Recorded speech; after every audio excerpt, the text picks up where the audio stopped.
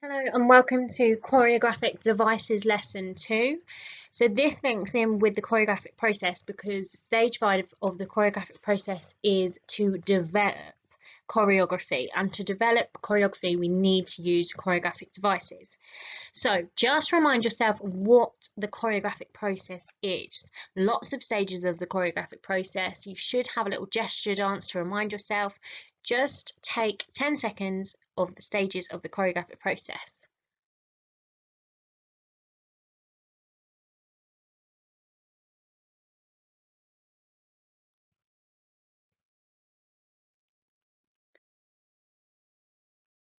Okay, choreographic process. So we start with researching. So that is the systematic research into your idea, and hopefully that will form your stimuli. So how you start is researching that stimuli to get yourself an idea of your choreography. Then you're going to improvise. So the subconscious is kind of removed and you are simply moving without planning the dance. Yes, improvising on the spot around your research. Then that's going to start generating movement material. Then from that generation, you're going to start selecting your best movement material that you want to choose. Maybe you would have already made up a motif, a specific motif from your selecting. Then you're going to start developing your motifs or movement, so changing it, varying it. Then you're going to start structuring your piece, so there might be different sections that you're going to then different structure together. Then you're going to refine and synthesize, to clean up the dance, rehearse the dance, add the finishing touches to the dance, and that is the process to create a choreography. Okay, so we're looking at stage 5 of developing. So what does it mean to develop? It is the way in which movement material is manipulated. So how you're going to change that movement material. Now, choreographic devices are methods used to develop and vary that material. So you are developing material by using a range of choreographic devices, and each device is going to do something different to the movement material. Here are the choreographic devices you need to know. So you need to know how to use motif and development, repetition, contrast, highlights, climax, manipulation of number, unison, and canon. Now, if you've watched lesson number 1, you would know what 5 of those are. So today we're going to look at 3.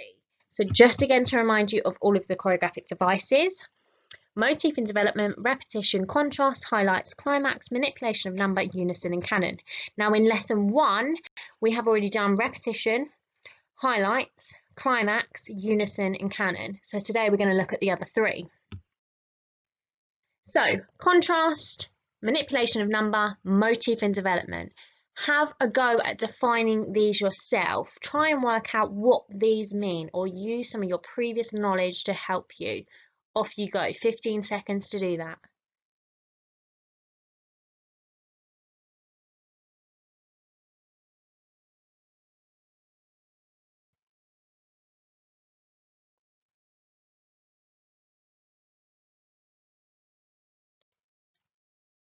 Okay, let's define these then. So manipulation of number.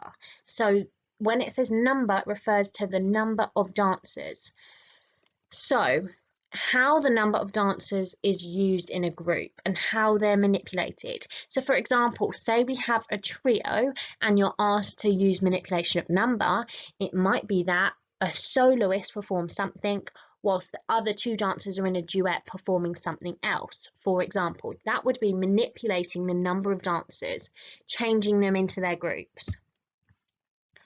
Okay, motif and development is the way in which a movement phrase can be varied.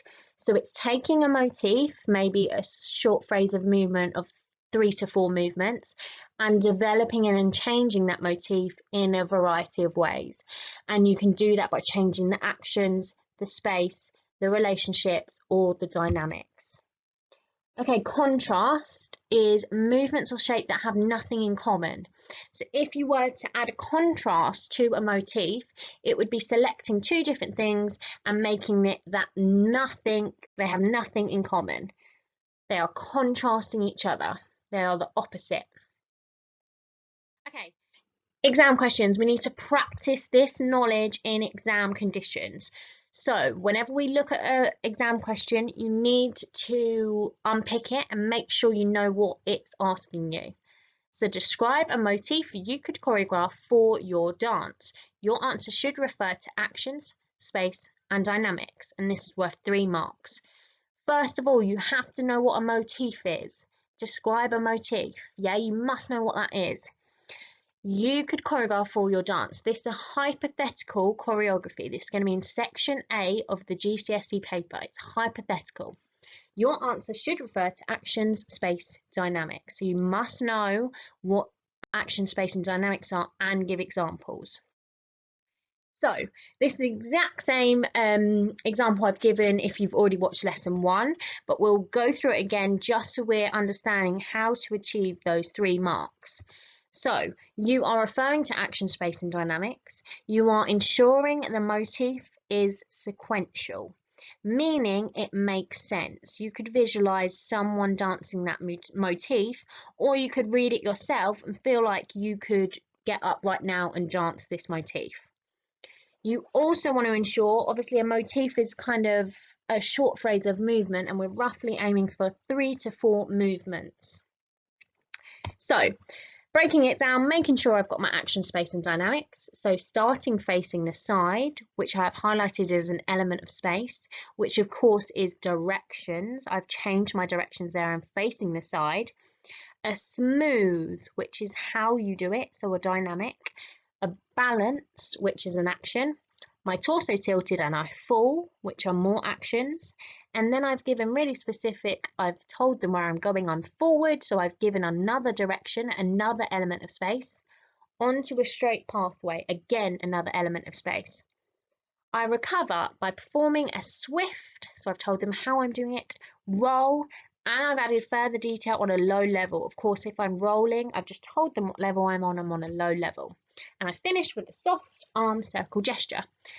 So I could stand up right now and I could dance that, check. I have got both action, space, and dynamics, and it's roughly 3 to 4 movements long. Excellent, 3 marks. You are going to have a go at this, so write this question out please in full, and then you're going to answer this. It should only take you 3 minutes. So pause this video now, write this out and answer this please. Go. Okay, exam question number 2. Describe one way you could add contrast in your motif. So this is the motif we've previously described, and we need to add contrast. So bam, straight away we need to know what contrast means. Contrast is movements or shapes that have nothing in common. When they contrast each other, they are the opposite, they have nothing in common. Okay, so let's look at an example. So this is my answer. I would develop the motif by using 2 contrasting actions. The swift roll on a low level contrasted with the arm circle gesture becoming a jump on a high level. So I've kept the same actions, but I've contrasted the levels. Okay, so one is a swift roll on a low level, and the other is an arm circle gesture jumping on a high level. I have added a contrast there. So to achieve full marks, you must develop the motif you have previously described. As always, you're referring back to the very first question. The very first motif you have described will be used for the upcoming following questions. Change that moment to ensure the movement or shape has nothing in common. So make sure you pick one moment where you can clearly add contrast. Use as much of your knowledge as you can in these answers. Now, write this question out in your book and answer this for yourself. Please pause the video now to do that.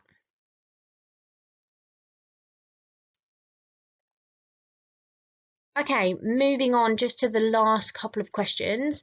So I've just added a couple of questions on this last slide for you. So defining manipulation of number. So you simply need to write the definition out of manipulation of number for that. Then number 2 is of course linking onto that. So your motif will be performed by 3 dancers. So it's giving you the information, it's telling you it's a trio.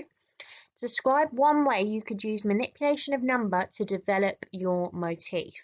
Okay, so you've got 3 dances and you have to use manipulation of number to develop your motif. So again, it's the motif that you previously described in the very first question. So you must pick the movement on the very first question, and you have to manipulate the number of dances.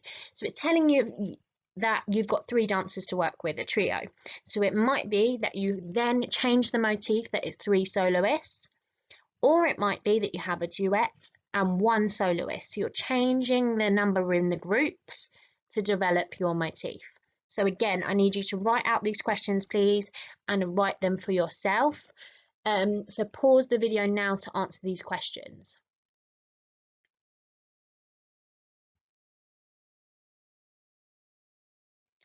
Okay, that's the end of Choreographic Devices Lesson 2. Well done, everybody, and please email me if you have any questions.